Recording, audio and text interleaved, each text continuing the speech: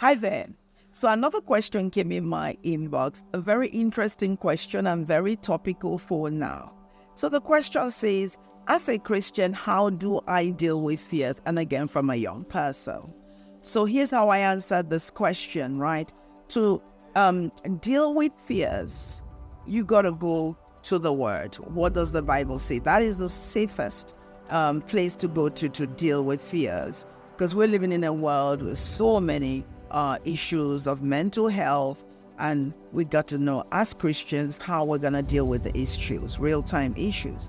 So I'm aware the Bible says in 2 Timothy 1:7, for God has not given you the spirit of fear, but of love, of power, and of a sound mind, but of love and of power and of a sound mind. So if you think about it, the practical way, to deal with this is to really meditate on the scripture, right? So why take on what God hasn't given you? It's very that simple. So you just, take it that way. God has not given me the spirit of fear, but of love, of power, and of a sound mind. So the outcome of rejection of fear, of not accepting fear in any shape or form, is going to be a sound mind. And that's what you need.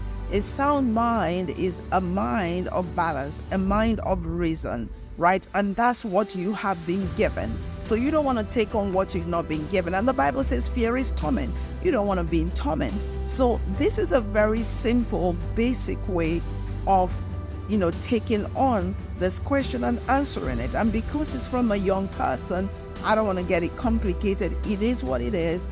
Do not tolerate the spirit of fear. God hasn't given you. So you don't take on what God hasn't given you at all. So over and over, keep telling yourself this and remind yourself that fear is torment. So you don't want to be in torment.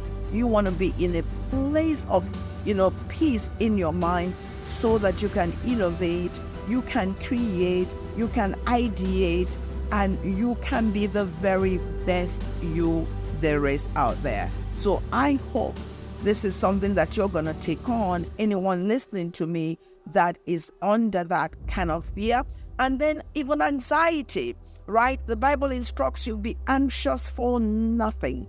Absolutely nothing. It said be anxious for nothing, but in all things. He says in all things with prayer, thanksgiving, and supplication, make your request known unto God. Let me say that again. He says, be anxious for nothing, but in all things with prayer, thanksgiving, and supplication, make your request to God. So he says, don't be anxious about things. Go have a conversation with God, have a dialogue with God about whatever it is that you need. All right. Don't be anxious. Don't fret about it. Don't be stressed out about issues of life.